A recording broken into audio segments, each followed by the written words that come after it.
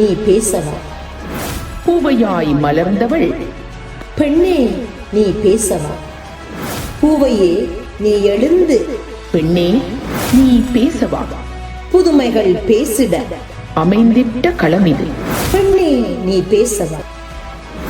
நெஞ்சத்தில் உள்ளதை நேர்கொண்ட எண்ணத்தை அஞ்சாது முன்னின்று பெண்ணே நீ பேசவா? அன்னையாய் தந்தையாய் அகில உலகம் போற்றிடும் தாயவள் பெண்ணே நீ பேசவா? பெண்ணே நீ பேசவா? பெண்ணே நீ பேசவா நிகழ்ச்சிக்கான அனுசரணையை வழங்குபவர்கள் சுவிட்சர்லாந்தில் உங்களை அன்புடன் அழைக்கின்றார்கள்.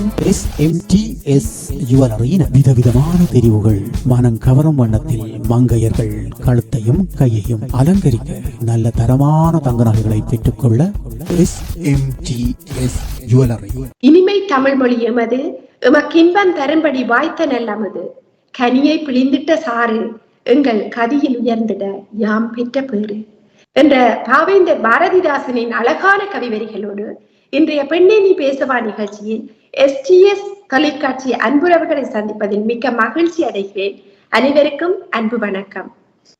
இன்றைய நிகழ்ச்சியின் சிறப்பு அதிதியாக கலந்து கொள்பவர் திருமதி வாசுகி குமாரதாசன் அவர்கள்.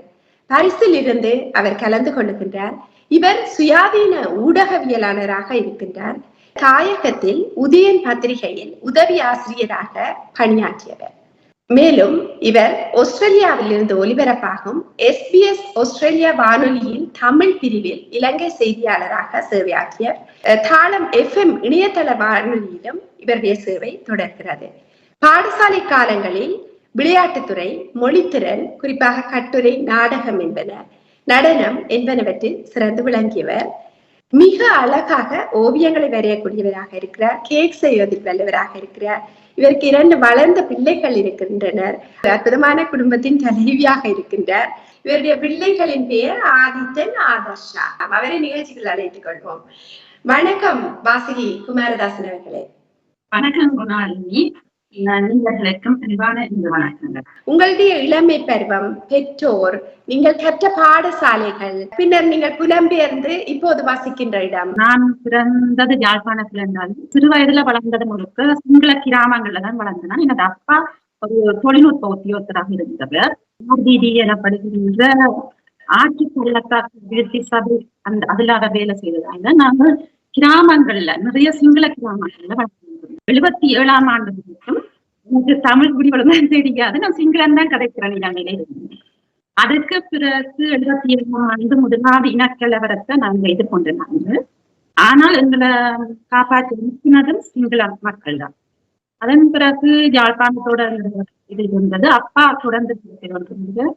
நான் இங்க வந்து கொன்வென்ட்ல முதல் படிச்சேன். நான் 5ஆம் வகுப்பு மட்டும் எனது கல்வி வந்து கொன்வென்ட் பள்ளிக்கூடத்தில் இருந்து 6ஆம் வகுப்புல இருந்து நான் கல்லூரியில வந்து உயர்படிப்பு வரைக்கும் எனது படிப்பு தொடர்ந்து. எங்களோட சின்ன காலங்கள் என்று சொன்னா இயற்கையோட இணைஞ்ச காலங்கள், நிறைய நண்பர்கள், உறவினர்கள், அப்படி இனிமையான காலங்கள் தான்.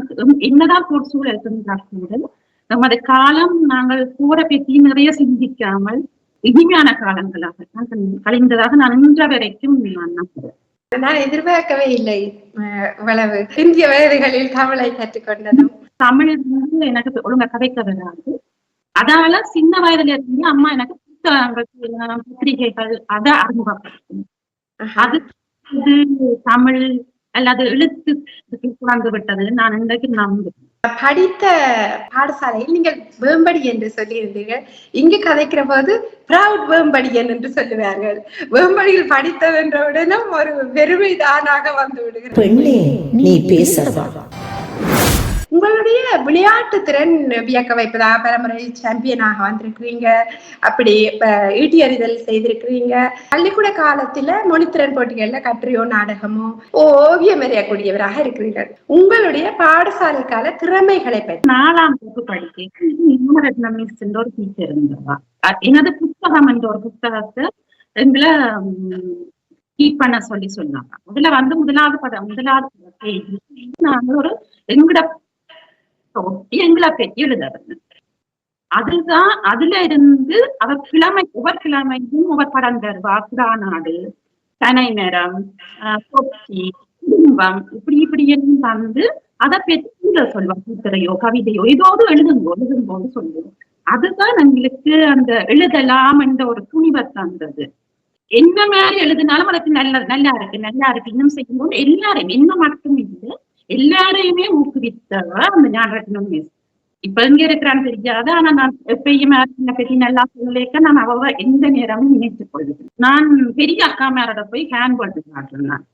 எனக்கு விருப்பம் நானாவே அதுக்கு பிறகு நான் 6ஆம் வகுப்பு வேம்படிக்கு போன பிறகு எங்களுக்கு நிறைய அந்த வேம்பிய ஸ்கூல் வழியா அங்க எல்லாம் ஏற்கனவே டெவலப் பண்ணப்பட்டிருந்த ஸ்போர்ட்ஸோ எல்லாம் டெவலப் பண்ணிருந்தது. அது எங்களுக்கு உண்மையான நிறைய களத்தை எங்களுக்கு வேம்படி தந்தது.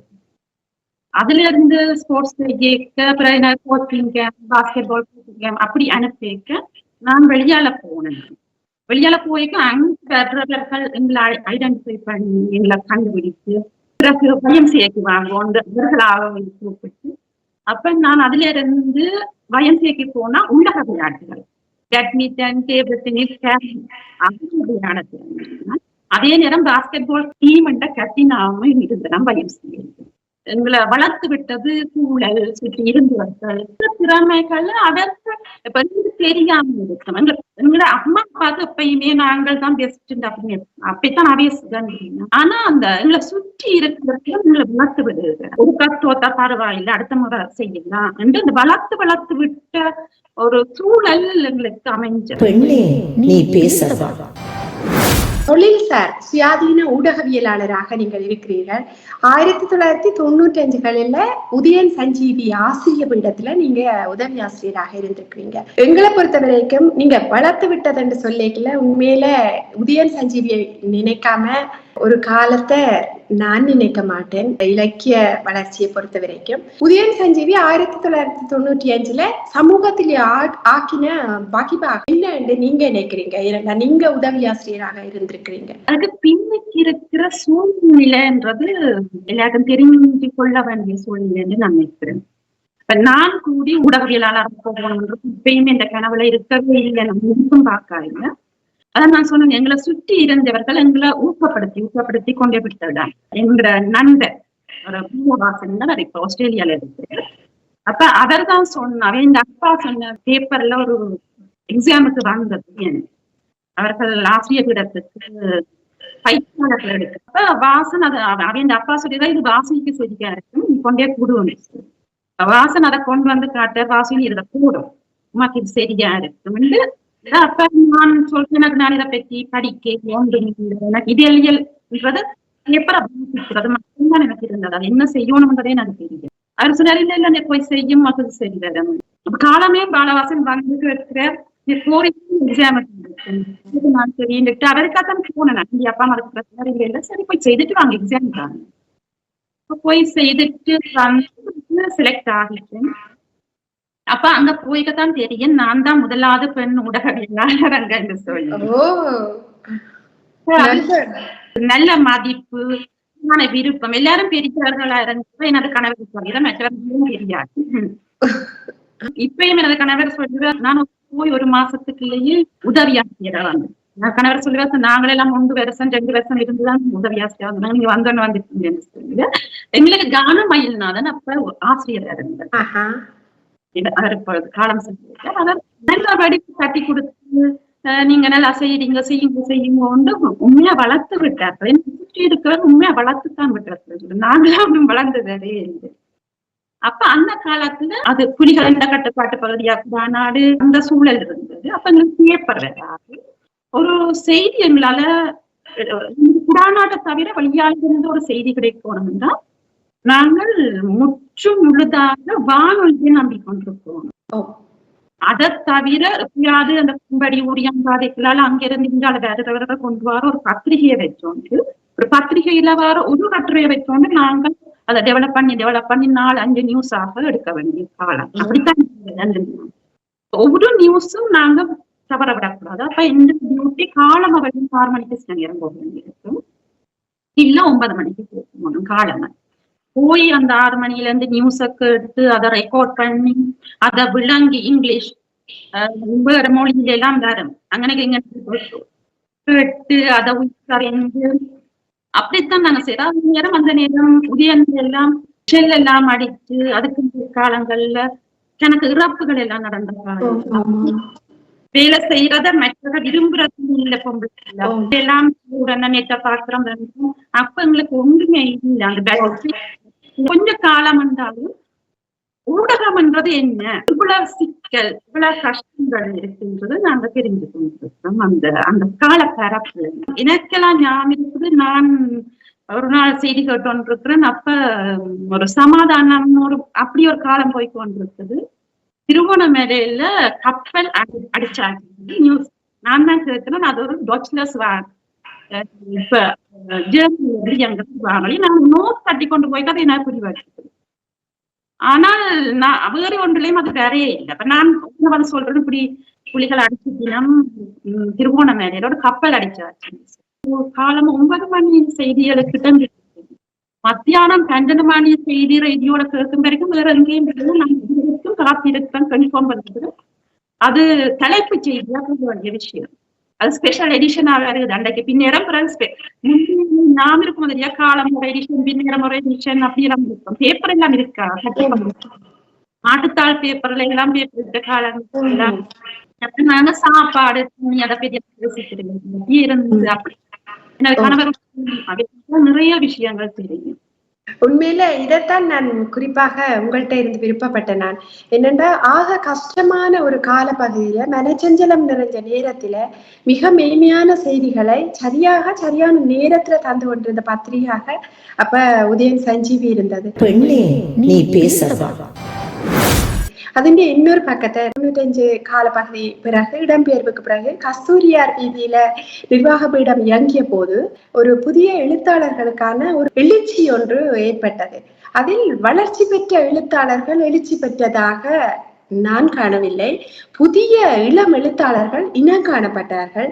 அவர்களுக்கு எந்த களங்கள் தேவையோ, கவிதை வேணுமா, நாடகம் வேணுமா, கட்டுரை வேணுமா, அவை பொறுப்புணர்ச்சியோடு வழங்கப்பட்டன. பரவலாக எந்த பாரபட்சமும் இல்லை, எந்த விதமான செல்வாக்கும் தேவையில்லை.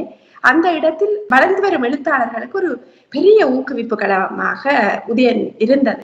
எழுதின ஆட்கள்ல இப்ப உடுவில் அரவிந்தன், கோகுல ராகவன், தொல்புரம் சீன கதிர்காமநாதன், இயல்வாணன், ராகவன், தான பிரபாகரன் அப்படி ஆண்களும், தாட்சாயணி மற்றும்படி என்னுடைய சகோதரி குமுதினி, நானும் அந்த காலத்தின் சாட்சியாக இருந்ததை பற்றி எனக்கு சந்தோஷம்தான். அந்த காலம் உண்மையில் ஒரு பொற்காலம். மணிக்கொடி எழுத்தாளர்கள் என்று எப்படி ஒரு பெயர் இருக்கிறதோ அதுபோல சஞ்சீவி எழுத்தாளர்கள் என்ற ஒரு குறிப்பிட்ட ஒரு காலம் இருந்தது. அந்த காலத்தில் உங்களுடைய துணைவர் மதிப்புக்குரிய குமாரதாசன் அவர்கள் நிர்வாக பீடத்தில் ஆசிரியராக இருந்தார்.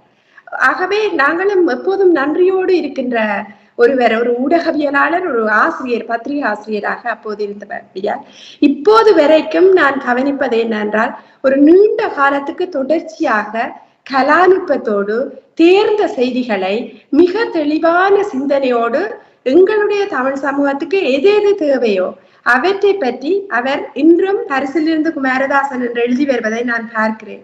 உண்மையில் தனிய செய்திகள் அல்ல, எங்களுடைய தமிழ் ஜனங்களுக்கு விசா எடுக்கிறது எப்படி என்று தெரியாட்டி அது சார்பாக ஒரு செய்தி ஒரு வந்திருக்கும். இன்றைக்கு பனிப்பொழி வேண்டாம் அதை பற்றி வந்திருக்கும். அவரை அவதானிக்கின்ற போது அந்த ஊடகவியலாளராக அவர் உண்மையில் அதிகம் செய்திருக்கிறார் எங்களுடைய சமூகத்திற்கு. நீங்கள் அவருடைய பகுதியாக இருக்கிறீர்கள், துணைவியாக இருக்கிறீர்கள். ஊடகவியலாளராக அவருடைய பங்கும் இந்த கஸ்தூரியார் வீதியில் நிர்வாக பீடம் இயங்கிய போது அவர் இளம் எழுத்தாளர்களை வளர்த்த போது அந்த நடந்த வெற்றிக்கும் உங்களுடைய கருத்து என்ன? உதயன்ல இருந்து சில காரணங்களுக்காக நான் விலக வேண்டி வந்தேன். அப்ப நான் அதுல இருந்து உதயன்ல இருந்து நான் விலகி இருந்தேன். ஆனால் எனது கணவர் அதன் இந்த சிறுவயதிலிருந்து அவருடைய இலக்கியம் ஊடகவியலாளராகிறது தான். வேறு அங்காலயங்கள் ஒன்றும் இல்லை அவருக்கு. ஊடகவியலாளர்ன்றது அவருடைய சிறுவயது இலக்கியம். அதை நோக்கி அவருடைய பயணங்கள் இருந்து அவருடைய எழுத்துத்திறன், அவருடைய அறிவு எல்லாம் உண்மையிலேயே நான் எனது கணவர் என்றதுக்காக சொல்ல நிறைந்த அறிவு அவர்கிட்ட ஊடக தரப்புல இருக்குது. அதன் பிறகு அவர் முதல் உதவியாசிரியராக இருந்து அந்த கால பகுதியில் அவர் செய்தி ஆசிரியராக பதவி உயர்வு பெற்றிருந்தார். அதுல இப்ப நான் இதுல குறிப்பிட வேணும், இலங்கையின் முதலாவது மிக இளவயது செய்தியாளர் எனது கணவர் தான். உண்மையிலேயே நிறைய பெருமை, நிறைய சிங்கள உருவங்கள் எல்லாம் பாராட்டி பேட்டியெல்லாம் கண்டு எல்லாம் அப்ப அந்த காலத்துல வந்திருந்தது. அப்ப அவர் அந்த காலத்துல நிறைய இளம் ஆக்கள் உங்கள மாதிரி ஆக்களை வளர்த்து விட்டார். அப்ப சாரங்கா, கோகுலராகவன் இதெல்லாம் அந்த பரிச்சயமான இயற்கையா இருந்தது. அந்த காலத்தின் சாட்சியை நீங்கள் உண்மையிலே நீங்கள் இன்றைக்கும் அந்த காலத்தை எடுத்து பார்த்தா அந்த நேரம் மீண்டும் நாங்கள் இராணுவ கட்டுப்பாட்டுகளை வந்துட்டோம். அதுக்குள்ள இருந்து எங்களோட குரல்களை வெளியால கொண்டு வரணும், இதே நேரம் கொஞ்சம் சிக்கல் இல்லாம கொண்டு வரணும் என்ற அந்த பங்கு எனது கணவர் சஞ்சீவிகளுக்கு பொறுப்பா இருந்த காலத்துல சரியான ஆட்களை இணைந்து அவருக்கான களங்களை கொடுத்திருக்கிறது. நான் உண்மைக்கும் நம்புறேன். அதே நேரம் நிறைய பெருங்களாக நீங்கள் அப்படி கணக்கு பேரங்களோட அந்த அதன் பிறகு நட்பு வட்டத்துக்கு வந்து அவர்கள் நிறைய சொல்லுவார்கள். தாசநாதனங்களை வளர்த்து விட்டார், குமாரதாசனங்களுக்கு நிறைய செய்திருக்கிறார் சொல்றது மிக பெருமையாக இருக்கின்ற விடயங்கள். அந்த காலத்துல உங்களுக்கு தெரியும், நாட்டுக்குள்ள வார 2-3 பத்திரிகை மட்டும். அந்த பத்திரிகைக்கு எத்தனையோ பேர் எழுதி அனுப்பி போட்டு தங்களோட பேர் வேணாதா வராதான்னு பார்க்கின்ற காலத்துல சரியான ஆட்களை விட இனங்கண்டு அவர்களை வளர்த்து விடுறதுன்றது இன்றைக்கு அவர் வளர்த்து விட்டாக்கள் சரி, அவர் சரியான ஆட்களை தான் வளர்த்து விடுவார்கள். உங்களை மாதிரி சாட்சி நீங்க சொல்லுற போது இதையும் சொல்லியாக வேணும். நாங்கள் பாடசாலை போட்டிகள் அல்லது திருமறை கலாமன்றம் அப்படியானதுல பரிசல் எடுக்கல ஓரளவு எழுதக்கூடியதாக இருந்தேன்னு தெரிஞ்சதை ஒழிய ஒரு பொதுவெளி பரப்புக்கு போய் ஒரு பொதுவெளி பரப்பில எழுதி அதை கண்டுபிடிக்கப்படுறத போல ஒரு விஷயம், நல்ல விஷயம் அந்த வயதில அது சரியான முக்கியமாக இருந்தது. மௌனமொழி என்ற அமைப்பில அவ ஒவ்வொரு குட்டி குட்டி படங்கள் தந்து கொண்டிருப்பினோம். அப்ப எங்களுக்கு ஒரு ஊக்கம், ஒரு 4 வரி இல்லாட்டி 8 வரைக்கு மேல போகவே இல்லாது 4 வரி எழுதி போட்டு ஒடிப்ப பாக்குறது எங்களுடைய வந்திருந்தாள். இது என்னுடைய அனுபவத்தை மட்டும் சொல்லல, எங்களுக்கு ஒரு அற்புதமான ஒரு தமிழாசிரியர் இருந்தார். நுணாவில இருந்து தர்மராஜா சார் உண்டு. அவர்கிட்ட படிச்சா நாங்க எக்ஸாமுக்கு திருப்பி படிக்க தேவையில்லை. அப்படி கம்பராமாயணம் எல்லாம் அவர் சொல்லி தந்தா அந்த காலத்துக்கு போவார். ஒரு அற்புதமான ஒரு ஆசிரியர். அந்த ஆசிரியர் ஒரு நாள் வந்து சொன்னார், குணாலினி இந்த என்னுடைய கவிதை மௌனமொழியில வந்திருக்கு. அப்ப எங்களுக்கு தெரியும் அந்த பெரிய ஆக்கள் வியக்கிற இடம் அந்த சஞ்சீவி இடத்துல எங்களுடையதும் சில வரிகள் வருதே. அப்படிதான் அந்த விஷயங்கள் நடக்கிறது. எங்களுக்கு எல்லாத்துக்கும் ஒரு அளவுகோல் வேணும். இவர் எதை வியக்கினம் என்றதை பார்த்து வளர வேணும். அப்படியான சூழல் உண்மையில ஒரு பெரிய விஷயம். அந்த கஷ்டப்பட்டுட்டம் அந்த காலங்களுக்கு இல்லைன்றாலும் அந்த காலங்களை கதைக்கிற போது அது ஒரு பொற்காலம். உண்மையா அது ஒரு அழகிய நிலாக்காலம் மாதிரி திரும்பி பார்த்தா ஒரு சந்தோஷமான காலம். நம்மளுடைய தாட்சாயணி எல்லாம் ஒரு பெரிய இடத்துக்கு அவ வந்திருக்கிறா. அவவை பற்றி எங்களுக்கு பெருமை. என்னோட சரியான நல்ல சிநேகிதி. அவையெல்லாம் நாங்க சஞ்சீவி எழுத்தாளர்களாக வளர்ந்த காலங்களை நினைக்கிற போது ஒரு மகிழ்ச்சி. பெண்ணே நீ பேசவா? நடனம் பயின்றிருக்கிறீங்க. உங்களுடைய மகள் ஆதர்ஷா மிக மிக அற்புதமான நடனத்தை ஆடுவதை நான் காட்சியாக கண்டிருக்கிறேன் உங்களுடைய முகநூல் பதிவுகளில். உங்களுடைய நடனக்காராக நீங்கள் இருந்த சந்தர்ப்பங்களையும் உங்களுடைய மகளை அதே துறையில் வளர்த்து அவரை அற்புதமான ஒரு கலைஞராக ஆக்கியதை பற்றி என்ன உங்களுடைய உணர்வு? உண்மையிலேயே எனது மகள் நடனத்தை இவ்வளவு சீரியஸா கொண்டு வருவான்றது நான் சின்ன எதிர்பார்க்கிறேன். என்னது அம்மா கொண்டு விடியக்க அவன் பார்த்திருக்க மாட்டான்னு நினைக்கிறேன். ஏதோ தமிழ் படிக்கிறதுக்கு தான் கொண்டு விட்டுருப்பான்னு என்ன டான்ஸ் கிளாஸ்ல. ஆனா எனக்கு முதலாவது என்னோட ஆசிரியர் திருமதி ஜெயந்தி ஆரம்பம். அவ இனிமேல் இல்லைன்ற ஒரு சிறந்த ஆசிரியர். அவர்கிட்ட தான் நாங்க படிச்சு அப்புறம் அவளுக்கு படிக்கிற விதத்திலேயே எங்களுக்கு அந்த நடனம் அது ஒரு தெய்வீக கலை சரியா செய்யணும் அது எங்களுக்கு தூண்டுது. நாங்க இன்றைக்கு நம்ம அதை விட்டாலும் நான் இன்றைக்கு அந்த குரூப்பை படிச்ச அந்த சுத்தம் அந்த அதுக்கான என்னோட மகளுக்கும் சொல்லி போட்டுதான் இருக்கிறேன். எனது பிள்ளைகள் இதுவரையுமே அந்த பிறந்து நாட்டு சூழல் காரணமாக நாங்க 2008 இங்க வந்தாங்க. கைநட்ட முதல் சும்மா நான் பழக்கி சரியில்லாத பிறகு அங்க பழகி இங்க இதேக்குள்ள நிறைய காலங்கள் அவருக்கு செட்டில் ஆகும் வரைக்கும் கொஞ்சம் எங்களால தொடர்ச்சி இப்ப பழக்கி அவ இந்த முறை ஆசிய தரம் எடுத்திருக்கு. இந்த விருப்பத்தை தான் உண்மையா கொண்டே விட்டேன் நான் டான்ஸுக்கு. ஆனா அவக்கு ஒரு வயசு வரைக்கும் நான் கேட்டேன், நீங்க இதை கண்டினியூ பண்ணி போறீங்களா, உங்களுக்கு பிடிச்சு செய்யறீங்களா, நான் கொஞ்சம் போறீங்களான்னு. அப்ப அவ சொன்னா இல்லையா, எனக்கு இருப்பான், நான் இதை கண்டினியூ பண்ணி நான் அவ ஆசிரியரம் கொண்டு. இப்ப அவ தானாத்தான் படிக்கிறா, அவ தானாத்தான் விரும்பி செய்கிறா, தானா தன்ன அந்த அடாதுகள் முட்டைகளை சுத்தமாக்குறா. அதுக்கான முயற்சி இப்ப இருக்கிறது அவ தானாத்தான் செய்யறா. அவ வந்து புதுசா எல்லாம் செய்வா, நிறைய செய்யணும். அது வந்து வளர்த்திருக்கு, நிறைய வளர்த்திருக்கு. அந்த ஆசிரியர் நீங்க முகலவும் அதுக்கு அவக்கு நன்றி சொல்லுவாங்க. அவ வளர்த்ததுல அவ எனக்கு எந்த டீச்சர் சொல்லிட்டாங்க, நான் அவர்கிட்ட நெடுகளும் சொல்லுவேன், சுத்தமா செய்யுங்க. ஒரு நடனத்தை நீங்க உள் வாங்கி அதுக்குள்ள கொண்டு போய் உணர்ந்து போனவங்களுக்காக நானா போய் கருத்து சொல்லி கொண்டிருப்பேன். இதுக்கு இதுதான் அர்த்தம், இதுக்கு இதுதான் அர்த்தம். மனசுக்குள்ள இருந்து தருவானம் வந்து நான் அதை சொல்லிக்கொண்டே இருக்கேன். அது நல்ல விளங்குது. அந்த பார்வையாளராக நான் என்னட்ட இருந்த ஒரு கருத்து சொல்றேன்டா, மகள் இன்னைக்கு வலது பக்கம் கையை நீட்டினாண்டா உண்மையா அந்த திசை முழுக்க போகுது. அந்த அவ்வளவு சுத்தம் நேர்த்தி, அந்த எங்களுக்கு அந்த திசை நீட்சி முழுக்க போகிற அந்த அபிநயம். பெண்ணே நீ பேசவா? பெண்களின் வாழ்வில் சுதந்திரமாக தங்களுடைய தீர்மானங்களை தாங்களே ஆக்க வல்லவர்களாக இருப்பது எவ்வளவு முக்கியத்துவம் என்பதை உங்களுடைய பெற்றோர்களால் நீங்கள் சுதந்திரமான பெண்ணாக வளர்வதற்கு ஒரு சூழல் அங்கிருந்திருக்கிறது. உங்களுடைய துணைவரோடு நீங்கள் வாழ்கின்ற வாழ்க்கையில் புரிந்துணர்வு மிக்க நல்ல தம்பதிகளாக நீங்கள் வாழ கிடைத்திருக்கிறது. ஒரு பெண்ணுடைய வாழ்வில் சுதந்திரமான தன்மை எப்படியான மனநிறைவை தருகிறது என்று இயல்புதான் சுதந்திரம் என்று நான் அப்ப அதை சுதந்திரம் என்று எடுத்துக்கொள்கிறேன். ஆனா இந்த பெற்றோருக்கையும் நான் என்ன விரும்புகிறேன், என்ன செய்கிறேன், இயல்பு நிலையில் அவர்கள் தந்திருந்தார்கள். அதே மாதிரியும் எனது கணவர்கிட்டையும் நான் அதே இயல்போடு இருக்கிறேன். அதே மாதிரி எனது பிள்ளைகளும் அவர்கள் இயல்பாகத்தான் இருக்கிறார். நாங்கள் எதையுமே திணிப்பதில்லை பிள்ளைகளுக்கு. ஆனா சில விஷயங்கள் சொல்லுவோம். ஊடகத்துறையில இருந்து நாங்கள் எல்லா நேரமும் என்ற பிள்ளைகளோட தான் இருக்கு. நான் எங்க போறேன், என்ன வாரன், இவர்கள் ஊடகத்துறையில இருந்து நம் சுயாதீனமாக தொழிற்பட்ட காலங்கள்ல நான் வேற பணிகள் செய்து கொண்டிருந்தேன். நான் அப்ப அந்த இடங்களுக்கு நான் இந்த பிள்ளைகளை கூட்டிக் கொண்டுதான் போவேன்.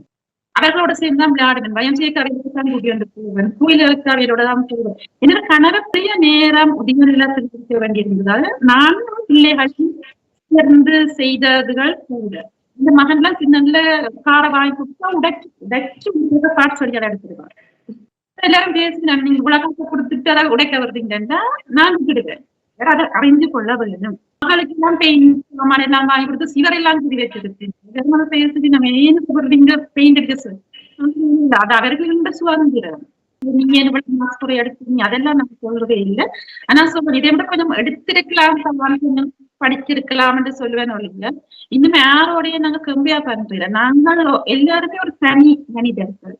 நாங்கள் யாரோடையும் போட்டி போடுறதுக்கு இந்த உலகத்துக்கு நாங்கள் நிறைய இல்லை. நாங்கள் இயல்பா இருக்கோம். மட்டும்தான் எனக்கு நான் பிள்ளைகளுக்கு சொல்லி கொடுத்ததான் பிள்ளைகளும் அப்படித்தான் இருக்கிறார்கள். ஏதோ பேச்சுலர் மட்டும் ஏதோ ஒன்று படிச்சா இப்ப அவர் சின்ன இருந்தவருக்கு புகைப்படம் சரியான அவன் பேஷனேட் இருந்தவா இப்ப அதைத்தான் படிக்க இந்த பேஷனுக்கு தான் நிறைய போய் இயல்பா இருக்கிறேன் மட்டும்தான் நான் நினைக்கிறேன். மிக நல்ல செய்தி. பெற்றோர் தங்களுடைய வாழ்வை பரிமாறிக்கொள்கிறார்கள். பிள்ளைகள் வளருகிற போது அவர்களும் அதே சுதந்திரமான தன்மையை, அந்த இயல்பு தன்மையை நேர்த்தியாக மற்ற தங்களுடைய பிள்ளைகளுக்கு கடத்தி கொண்டு போவார்கள். பெண்ணே நீ பேசவா? கவிதை, உங்களுடைய கவிதை வரிகள் மிக அழகாக இருக்கின்றன. தையல் கலை, பெயிண்டிங், ஓவியங்களை அழகாக வரைகிறீர்கள். கேக் செய்வதில் ஆர்வமாக இருக்கிறீர்கள். பலவித ஆற்றல்களை நீங்கள் கொண்டிருக்கின்ற பெண்ணாக உங்களுடைய அனுபவங்களையும் உங்களுடைய சந்தோஷங்களையும் இந்த பொதுவெளியில் பகிர்ந்து கொள்ளுங்கள். நன்றி குணமாலினி.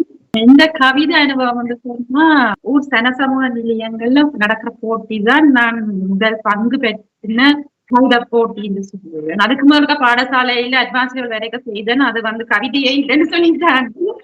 அதுக்கு பிறகு தான் முதலாவது கிடைக்க அது வந்து அப்ப எனக்கு தெரியுது, ஓகே என்னால செய்ய என்று சொல்லி வேலை செய்தபடியே கட்டுரை எழுதி கொண்டு நான் கவிதை பக்கம் பெருசா போயில அந்த போட்டிக்கு மட்டும்தான் போதும். எனது மகன் 97ஆம் ஆண்டு பிறகு அதுக்கு பிறகு நான் சும்மா இருக்கிற மாதிரி ஏதோ ஒரு ஃபீல் இருக்க திடீர்னு எழுதுனா எழுதிட்டு எனக்கு யாழ்ப்பாண ஊடகங்களுக்கு போடல எனக்கு அனுப்பி இல்லாத வந்தா எனது கணவர் தான் எனக்காக வந்துட்டு வேற எனக்கு மனுஷன் நான் சும்மா சரிமிக இருக்கேன்.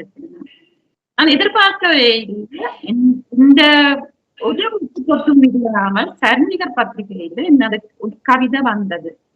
எனக்கு தலைப்பு நல்லா ஞாபகம் இருக்குது. இதுதானே நான் உதயல்ல இருக்க இந்த கட்டுரைக்கு எனது ஆசிரியர் எனக்கு அந்த புனை பேர் ஆதிரை. ஆதிரையாள் என்ற பேர்லதான் அதை கூட அந்த எழுதி கொண்டிருந்தேன். சரிமிகர் பத்திரிகை பற்றி உங்களுக்கு எனக்கு பேர் தெரிஞ்சிருக்கிறது நினைக்கிறேன். ஏன்னா அது சரியான ஒரு பவரான ஒரு பத்திரிகையா இருந்தது. 3 மொழிகள் என்ற பத்திரிகையா இருந்தது. அதுல ஒன்று பெறுதுன்றது மிக எனக்கு அந்த பெரிய ஒரு மகுடம் மாதிரி நானே எனக்கு நினைத்து கொண்டேன். ஓகே நல்ல செய்தி. அதுக்கு பிறகுதான் நான் கவிதை என்றதை எழுதலாம் என்றது எனக்கு தெரிஞ்சது. பிறகு அந்த கவிதை பிறகு இலங்கை வானொலிகள் நிலாமுற்றத்துல எல்லாம் எடுத்து அலசி அதை பற்றி விமர்சித்து சாதிக்கவும் நடந்தது. அப்ப அந்த நேரம் தெரிஞ்சிருந்த கவிஞர் சத்யபாலன், ஸ்ரீ கணேசன், கோகுலராமன் அவர்கள் எல்லாமே எனது வீட்டுக்கு வந்து நீர் அப்படி எழுதுறீர் சொத்தா இருக்கு இந்த வீடு செடாங்கன்னு சொல்லிட்டு என்னட்டோ இருக்குது. அந்த சரிஞர் எனக்கு ஒரு பெரிய நம்பிக்கையை தந்தது. என்ன கேட்கும் இந்த நம்பிக்கையை தந்தது. பெயிண்டிங்னு சொன்னா எனக்கு 5ஆம் வகுப்பு வரைக்கும் ஒரு வட்டம் ஒழுங்கா தெரியாது. எனக்கு மனசுக்குள்ள இருக்கு இன்னும் செய்யணும். ஆனா அது வந்து வெளிப்பாட்டுக்கு வராது. கலர் பண்ண தெரியாது, ஒன்றும் தெரியாது. ஆனால் எனக்கு விருப்பம். பிரான்ஸ் வந்த அப்புறம் நாங்கள் மொழி படிக்கிறதுக்கு கம்யூனிட்டி சென்டர் மாதிரி அங்க போகணும். அங்க போயிட்டு மொழியை படிச்சோன்னா அங்க இந்த கைவேலை செய்யறது, தையல், பெயிண்டிங் இதெல்லாம் இருந்தது. அப்ப எனக்கு மொழியை அறிந்து கொள்றதுக்கு வழி இதுதான். நான் தொடர்ச்சியா அங்க போய் கொண்டிருப்போன்றதால நானாவே போய் அங்க பதிஞ்சிட்டு பெயிண்ட் பண்ணி அதை சொல்லி தந்து இந்த கலர்ஸ் இது இந்த படத்தை பார்த்துட்டு ரொம்பவே கருவி நான் போஸ்ட் கார்ட் அப்படி இருக்கு நாங்களே சாய்ஸ் பண்ணி அது செய்யலாம். நான் பெயிண்ட் பண்ண அதே பார்த்து இப்ப பெயிண்ட் பண்றேன்னு உங்களுக்கு பெயிண்ட் பண்றீரான்னு எனக்கு தெரியும். அது எனக்கு செய்ய தெரியும் எனக்கு தெரியாது. ஆனா டிரெக்டா பிடிச்சது இந்த ப்ரொஃபஷனல் பெயிண்ட், பிரஷ், போர்டு நான் அதுதான் முதல் தரமா பிடிக்கிறேன். ஆனா வேறதுன்னா உள்ளுக்குள்ள என்ஜாய் இருந்துருக்கு. நாங்களே வளர்த்து கொண்டு இல்லாட்டி நாங்களே பின்னுக்கு நின்றதாலே என்னவோ அதை தெரியல.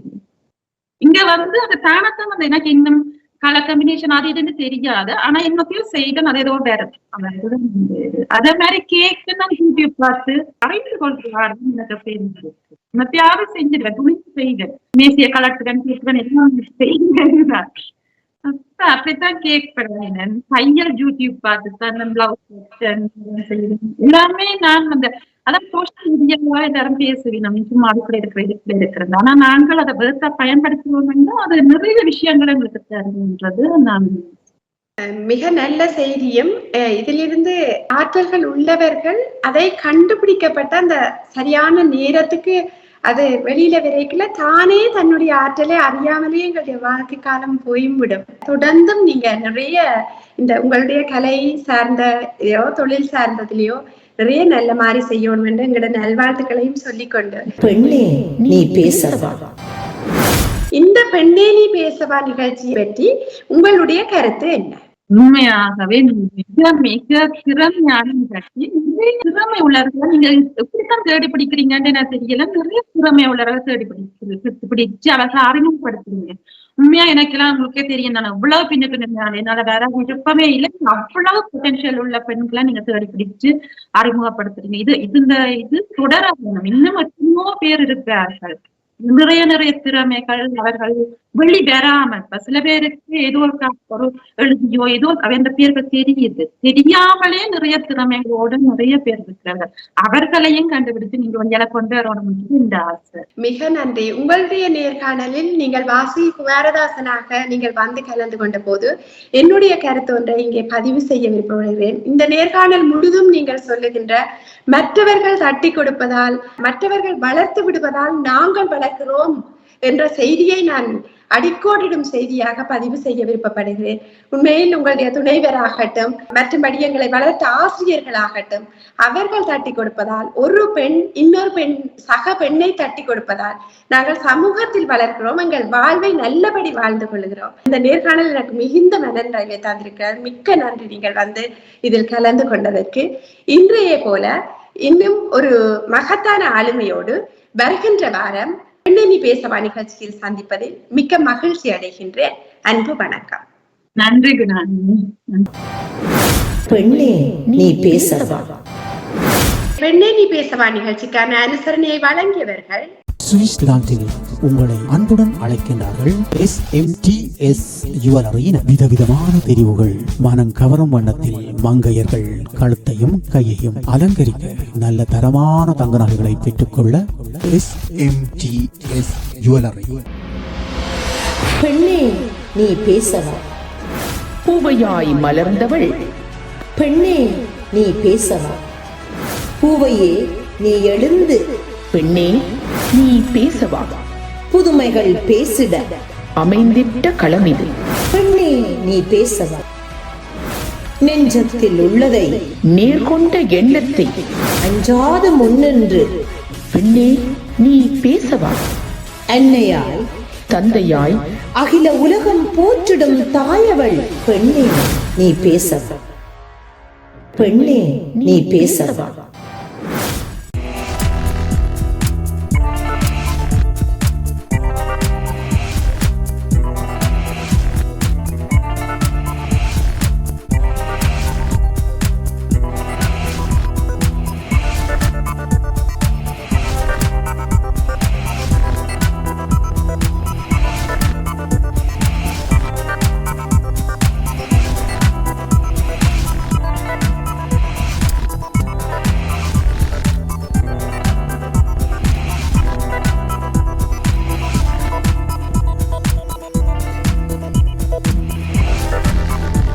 சுவிட்சர்லாந்தில் உங்களை அன்புடன் அழைக்கின்றார்கள் SMTS ஜுவல்லரியின் விதவிதமான தெரிவுகள். மனம் கவரும் வண்ணத்தில் மங்கையர்கள் கழுத்தையும் கையையும் அலங்கரிக்க நல்ல தரமான தங்க நகைகளை பெற்றுக்கொள்ள SMTS ஜுவல்லரி. இல்லத்தரசிகளை அழகுபடுத்தும் தங்க நகைகளை பல விதவிதமான புது தெரிவுகளை நீங்கள் பெற்றுக்கொள்ள நாட வேண்டிய இடம் SMTS ஜுவல்லரி. சுவிஸ் நகைச்சீட்டு மூலம் இணைந்து கொண்டு ஆபரணங்களை பெறவும் ஓர் அரிய நல்ல சந்தர்ப்பத்தை வழங்குகின்றார்கள் SMTS ஜுவல்லர்ஸ். உலகில் அதிகம் புகழ்பெற்ற சுவிஸ் நாட்டின் ராடோ கடிகாரங்கள் கைகளில் கட்டிவிட மாட்டோமா என்று எண்ணுபவர்கள் பலர். உங்களுக்கான ஓர் அரிய சந்தர்ப்பத்தை வழங்குகின்றார்கள் SMTS ஜுவல்லரியினர். மாதாந்தம் நீங்கள் 150 பிராங்குகளை கட்டுவதன் மூலம் 12 மாதத்தில் உங்கள் கைகளில் தருகின்றார்கள் ராடோ கடிகாரங்களை. SMTS ஜுவல்லரி தீபாவளி வரை 10% முதல் 60% வரை மலிவு விலையில் அனைத்து புடவைகளையும் தங்க நகைகளை 5% மலிவு விலையில் பெற்றுக்கொள்ள உங்களை அழைக்கின்றார்கள் SMTS ஜுவல்லரி. தொடர்புகளுக்கு 0765898091